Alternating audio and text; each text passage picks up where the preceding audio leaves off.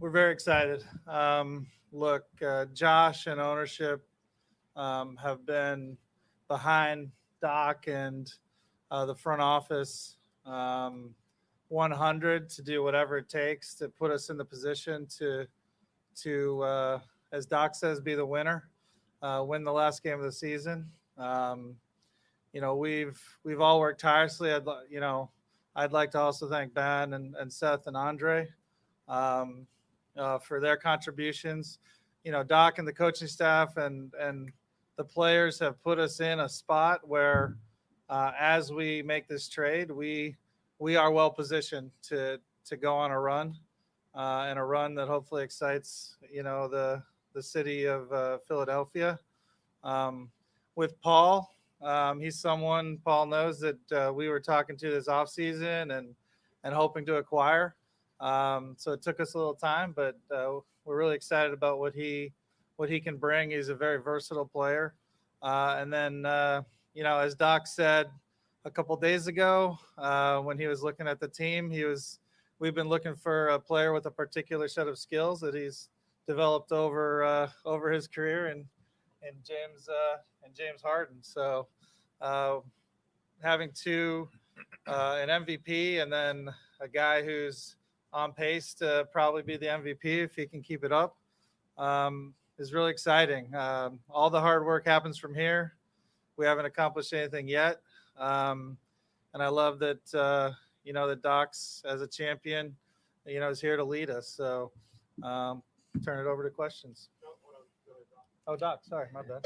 Well, ditto. Really, I don't have a lot to say. I mean, I think you guys would rather ask questions, except for I'll start out with thanking Ben and Seth and Drum. I mean, they all were great. Each one of them enjoyed coaching all of them. One of the reasons I wanted to come here, as Josh knows in our interview, is that we would make a commitment to win. And being a winner. And we talked about it. We can do a lot of winning or we can try to be the winner. And being the winner is hard. And that's what we want to become.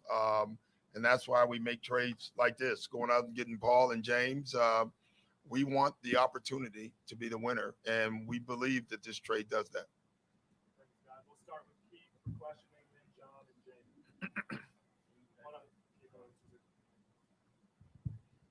James. How y'all doing? Welcome to Philly. James, this question is for you. I guess it's a two-part question. Why did you want out of Brooklyn, and why did you want Philadelphia to be your destination? Originally, when I was going through everything I was going through, in Houston, Philly was my first choice. It just didn't happen. So, but just detailed, I don't really want to get into the Brooklyn situation. I just knew, for a very long time, this is a perfect fit. And obviously you got a big man, best big man in the league in Joel. And then obviously the coaching, just from top to bottom, it made sense. And I'm just happy and blessed that I'm here. And as Doc and everybody knows and everybody wants is to win and be the last team standing. So I'm excited for the opportunity. James, are you able to clear up what happened with the opt-in? I guess there was a report that you were going to opt in for the next year here with the Sixers after the trade. You still have the opportunity to do that. Still have the opportunity to do it. And will you? And yes. Yeah, but everything happened so fast. I just wanted to get here and take my time and most importantly focus on the end game, and that's winning the championship.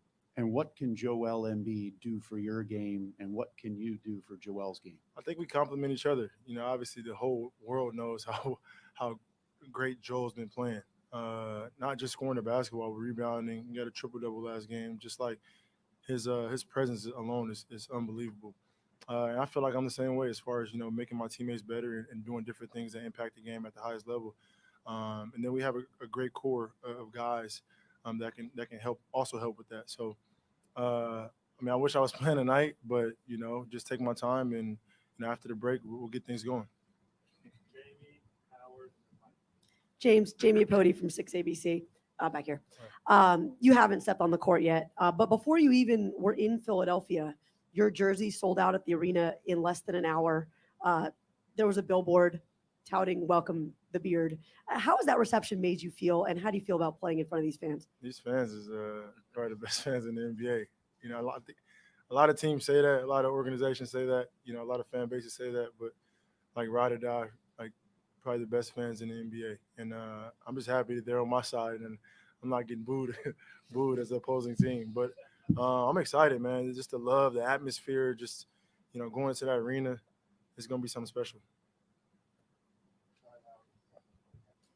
Daryl, a question for you first. You say this team's set up for the future.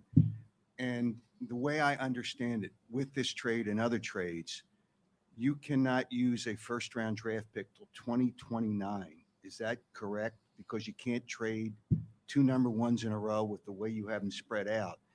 How much of an issue could that be in trying to make a trade? And then I'll have a question for James as well. Yeah, our focus is obviously to win now. In terms of our tradable first, that's technically true, although, you know, there are things you can do behind the scenes. Actually, Miami just did to modify certain things to make a first tradable if we wanted to go that route. But look, our focus was to keep as many of the great players as we could. We're in the window of Joel and James and Tobias right now. And, you know, making sure Tyrese Maxey is here, making sure that Matisse Thybulle is here. Those were the big priorities. We wanted to give up nothing, but you have to give up something to make a trade and get a Hall of Famer and a player that can put us into a different tier of competing. So we're very comfortable. And then we have, you know, thanks again to Doc and the coaching staff, we have a bunch of young players. I think you're seeing them out there contributing the last few games because we had to include Drummond in this deal.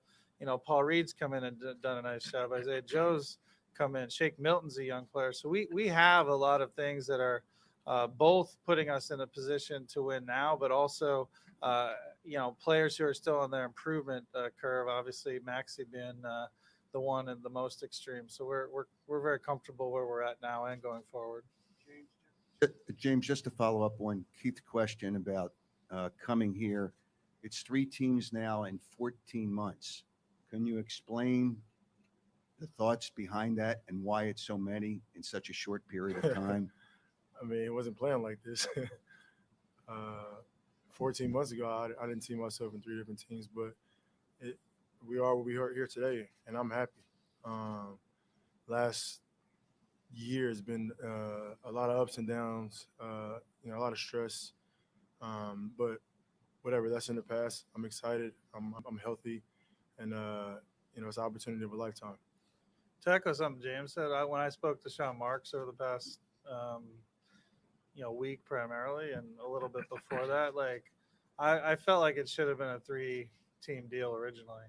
That, you know, the fit was there for that, and you know, would have been ideal, I think, for all 3 teams if it was originally structured that way. Right here, Mike Sealski from the Philadelphia Inquirer for James. To kind of piggyback on Howard's question a little bit, what do you feel like, whether on the court or off, are the conditions that you need for you to be at your best? I think I'm going through that right now. Like, as far as me, I got to make sure I'm great. I'm healthy. I'm in a place where I can be the best James Harden I can be on the court, and everything else from what I've been here the last couple of days is already in place. You know, from obviously, you know, Josh and Daryl do the thing, but, you know, Doc, you know, he makes sure everybody's knows their role, their structure, and for me, I just got to go out there and do what I do. So my job is pretty easy. Hey, James. Kyle Newbeck from Philly Voice. Joel is pretty different from a lot of the bigs that you played with in the past. You play with a lot of rim runners, guys who are running pick and rolls with you. Have you talked to him much about how your games are going to mesh, and, you know, how do you see that partnership coming together on the floor? We're both at a high level to where we'll figure it out. You know, Joel does everything on the floor. You know, so, and we got guys on our team that are very smart. We communicate, and we have coaching that's going to put us in positions to be successful. Listen here, they have something great already going on. I'm just here to contribute, and I know that I can do that very well. So on the court, when you got high-level skill guys that knows the game and all they want to do is win, we'll figure it out. Gina Mizell with the Philadelphia Inquirer. Daryl, you sort of touched on this in your opening remarks, but just how did you sort of balance the possibility of making this deal now versus maybe waiting until the off season? And then just what does this now do as far as your overall roster building? I know you're always trying to tweak and improve, but just a deal like this, where does this put you guys as far as your overall roster building vision? Well, Brandon and I have been working on this since, since Rich Paul came to us and said, that Ben was looking for a new situation. If we could have gotten a deal done then, we would have done it then. I think it was pretty straightforward for us, for Elton and I from the beginning. Our mission that's been given to us and the whole reason that, everyone on the team is really here. Elton's here to win a title. Doc's here to win a title. It's all unfinished business for all of us, and we've all come together. And we knew from the moment Ben asked out that if we were going to do a trade, it had to be for one that we thought could allow us to compete at a high level. And the way this league works, you have to get players of the caliber of a James Harden, and to pair with a Joel Embiid and a Tobias. You can win without it, but you look historically in the league, you're looking at pretty long odds if you don't have two great players of that level of play out there. Hey, Paul. Lauren Rosen with Sixers.com. You've played for some really good teams and you've played for some really good coaches, but what excites you about this team and this coach? Yeah, first off, appreciate it. It was getting a little weird up here, but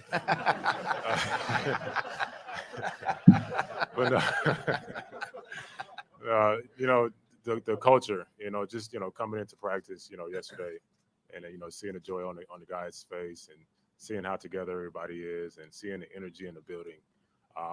That's what I love. That's what I love to be around. That's what I love to come to every day.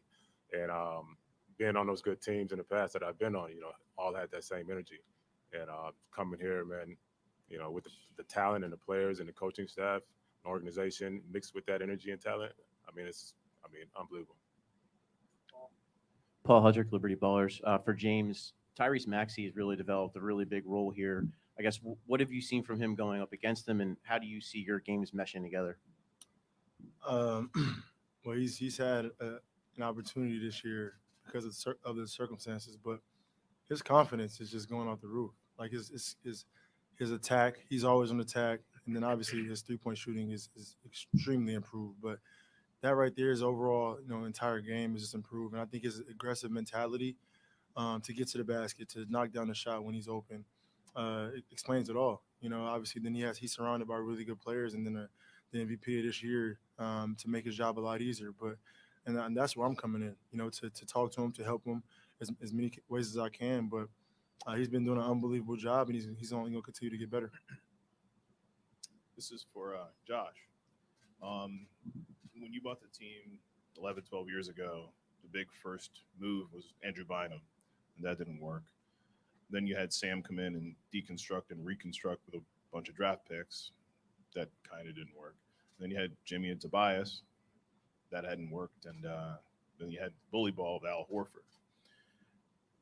What makes this different? We got two great players to build around. We've got a great coach in Doc Rivers, great, unbelievable front office with Elton and Daryl. We have the commitment of ownership to do what it takes. And then we've got a lot of young players with Matisse and Tyrese, Tobias. So I think we have the ingredients to win here. And our goal is to win a championship. We're going to keep trying until we get there. It's there's no straight lines to the top. You got to just keep pushing. If I could follow with Daryl, where do you think the ceilings are for Tyrese and Matisse, who you protected really for at least since you got here, really? Yeah, they were critical. Tyrese absolutely has a chance to be an all-star in this league. Obviously, there's a lot of work, but I know he'll put it in. That's one thing that's amazing about Tyrese is his, like James said, his his confidence, but also his commitment to put the work in has been incredible. And then, Tybal, I think easily could be Defensive Player of the Year after Joel wins it first. He told us, but Tybal, as you saw last game, six steals, and I think the coaches have really worked with him on both using some of his unique skills and also being solid and providing that solid defense you need to win. To have a championship caliber lineup on the floor. So both of them, I think, sky's the limit, and that's a big reason why we made sure that they weren't in this trade. Hey guys, Chris Franklin, NJ.com. This question's for Daryl and for Doc. You guys gave up some size in that trade when it came to Andre Drummond, who also was playing well as well too. Will you guys look to replace the size aspect of that when it comes to him? And if not, who do you guys foresee him taking over that role? Well, we're looking. I mean, we like some of the guys we have. Obviously, Paul is going to help us in that. Both Pauls, and Paul Reed as well. We have Charles Bassey. But the buyout market is out there as well, and we're looking. Tim Bonsis from ESPN for James here in the middle. Sorry, I'm in the back. You mentioned before, James, that when you were originally looking to leave Houston last year, that this was the first place that was initially where you thought you'd be. Why did that not happen? And I have a follow-up. I don't know. Well, the way it it's Daryl's fault. it's Daryl's fault. The way it was presented was that you sort of had the option to choose where you wanted to. No, I mean, I wish it worked like that, but organizations got to do what's best for their team, present and future. So it didn't work like that, and I had to go to Brooklyn, which obviously we all know that could have been something special, but whatever reason was for that. So here I am today.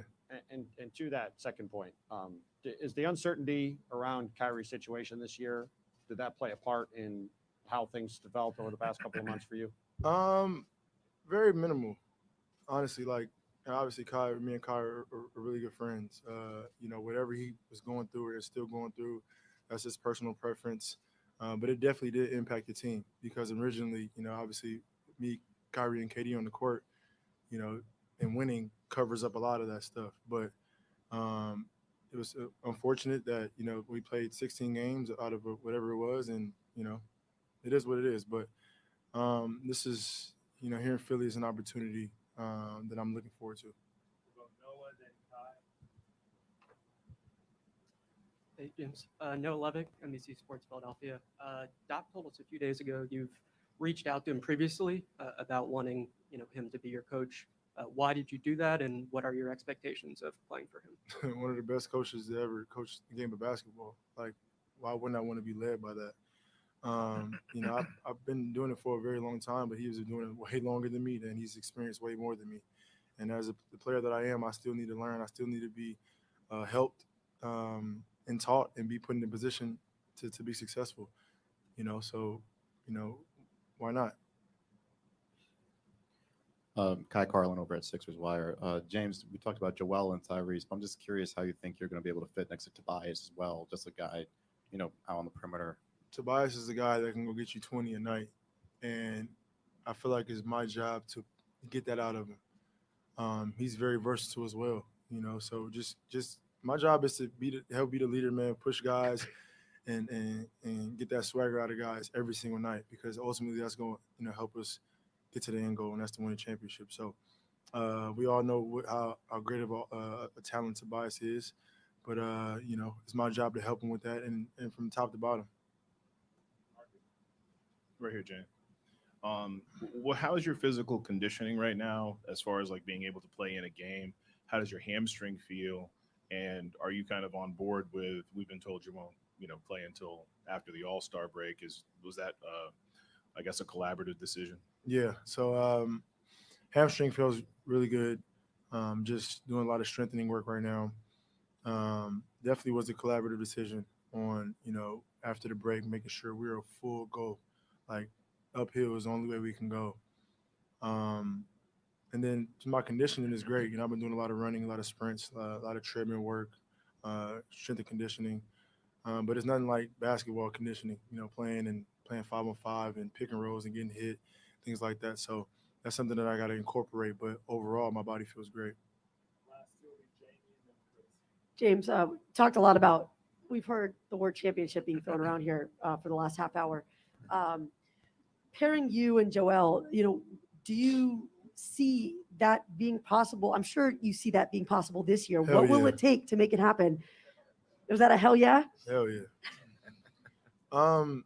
There's a lot that goes into it. Obviously, it just doesn't happen overnight. But I think just here being around guys and, they have the right mindset. Obviously, it's coming from the coaching staff. But after the break, man, it's go time. So as much as, I can incorporate and figure things out fast, which, I probably it won't, be long, the better things will be. But I mean, it shouldn't take long at all. Like I pretty much can fit anywhere. This question's for Paul. Paul, I was wondering if you could tell us what it was like when this way you found out about the trade and how that went about and everything. Yeah, I found out the trade. I was actually in Atlanta playing 5-on-5 in the middle of a competitive game. Not golfing? I wasn't. It was cold. It was too cold. It was too cold out there. Yeah. But in the middle of the game, and my brother looked over and said, "Hey, you going to Philly?" I was like, "What?" It's a competitive game going. I'm trying to win the game. So when the game got over with, that's when it really hit me, and got really excited about it. And that's how that. Mike Sealski from the Inquirer again for James. At the start of the press conference, Josh thanked you for wanting to play in Philadelphia. Based on everything that's publicly available, you didn't want to play in Houston anymore. You were able to leave. You didn't want to play in Brooklyn anymore. You were able to leave. What does that say about you, and what does it say about the power that NBA players wield in this era of basketball? For me, I think just the relationship that I had in Houston, it was basically mutual, but everything was on me. And same in the last situation. But for the most part, we can control our own destiny. Not that I'm saying it's a good thing or bad thing, but I know in my situation, for whatever reason, it was mutual, and relationship not very, new with Josh, but obviously knowing Daryl, knowing Tad, from my Houston days, knowing Doc. For me, it made sense, man. It's a time where I needed to be, around guys that I know that want to win and know that are willing to do whatever it takes to win. And the structure here is unbelievable. That's the goal, man. That's the goal. Like Daryl said, the opportunity, the window is now. Joel is playing the best he's ever played. So my job is to come out there and help him and help the entire team win the championship this year and years going forward. Appreciate it.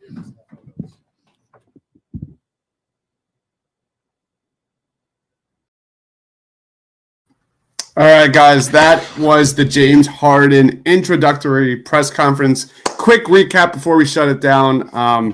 Let's start from the top. Daryl Morey says we haven't accomplished anything yet and is excited about how Doc Rivers is going to lead them. I think, you saw James Harden and Daryl Morey doubling down on Doc Rivers here during this presser. A lot of pressure on Doc Rivers to get it done with this group and James Harden and Joel Embiid. We saw Doc Rivers thank Ben, Seth, and Andre. We saw Doc say things this Harden trade puts the Sixers in a position to win a championship. James Harden on why he wanted out of Brooklyn. Harden said Philly was his first choice and it never happened years ago. He knew that Philly was always the perfect fit, especially with Joel Embiid and the coaching staff. Harden says he's happy and blessed that he's in Philadelphia. The biggest news of this entire presser is that he will opt in with his current contract for next year. That has huge implications with this roster moving forward. Daryl Morey on the Sixers' future says he can't trade a future first rounder, but there is ways around it to add to this roster this offseason. Daryl Morey said the focus was to win now with Joel Embiid, Harden, and Tobias while keeping Maxey and Thibault on the roster. We heard a lot about Tobias Harris throughout this presser, which is really interesting, especially from Doc and Daryl, really making sure that Tobias Harris is added alongside, the big, duo of James Harden and Joel Embiid. Daryl Morey says we're comfortable where we're at and what we're doing. James Harden on playing with 3 teams in 3 years. He didn't want that to happen, but he's happy now. Daryl Morey says the Harden trade last year should have originally been a 3-team trade with the Sixers, but that did not happen. It was pretty clear that Harden wanted to be with the Sixers a couple years ago. Daryl Morey says he's been working on this deal for James Harden for a while, ever since Ben Simmons told the team he wanted out. Paul Millsap had the moment of the presser. I don't think the camera hit him at all throughout the first 20 minutes. But then someone finally asked Paul Millsap a question, and he responds, "It was getting weird up here," because the camera, I think Paul Millsap only got 2 questions. Everything else was either Doc, Daryl, or James Harden. James Harden on Tyrese Maxey. James Harden complimented Maxey's confidence, saying it was through the roof. On Tyrese Maxey, he's always in attack mode, and his 3-point shooting is wildly improved. I think his aggressive mentality to get to the basket and find open guys is unreal, and says he's coming in to help Tyrese Maxey develop and own his craft, man. That's definitely a little subplot of the Sixers moving forward. Big picture-wise, that is a huge storyline to watch. Daryl on the ceilings for Tyrese and Matisse Thybulle, he sees Maxey as an all-star and shouts out Tyrese Maxey's work ethic. Says Matisse has potential to be Defensive Player of the Year after the fact when Joel wins it for this year. Doc on the rebounding issues, he says both Paul Reed and Paul Millsap and Charles Bassey will help, but Doc did double down and say they are looking on that buyout market to add size and rebounding to this roster. On James Harden, playing with Kyrie and, Kyrie's uncertainty with playing, Harden said it impacted his decision to leave Brooklyn very little, which I'm not sure how much I believe that. James Harden on Doc Rivers. James Harden had a lot of praise for Doc, calling him one of the best coaches of all time. I don't know if this was a slap to Ben or what, but James Harden said, I still need to be helped. I still need to be taught. Anyway, I'm going to leave that go there. James Harden on his fit with Tobias Harris. Again, James said it's his job to get him 20 points a night, to be the leader, push guys, and get that swagger out of guys every single night. Tobias Harris getting a lot of love in this presser, which was interesting. I did not expect that. Regarding James Harden's physical conditioning, he says the hamstring feels good. And one of my other favorite moments of this presser, when James Harden was asked on his fit with Joel Embiid and whether or not the Sixers can win an NBA championship, his response was, "Hell yeah." So that is our press conference. Guys, please be sure to like, comment, subscribe here. Quinn says, I didn't know Millsap was there. Right? It was hilarious. He was on the corner, and the camera had to literally go 3 people to the left, and you wouldn't even know he was there until that question went down. It was absolutely hilarious. Thank you, everyone, for watching. We'll be doing a post-game show for tonight's Sixers game right when the clock hits 0. Thank you, everyone, for the comments. Please be sure to smash that subscribe button and stay awesome, everybody.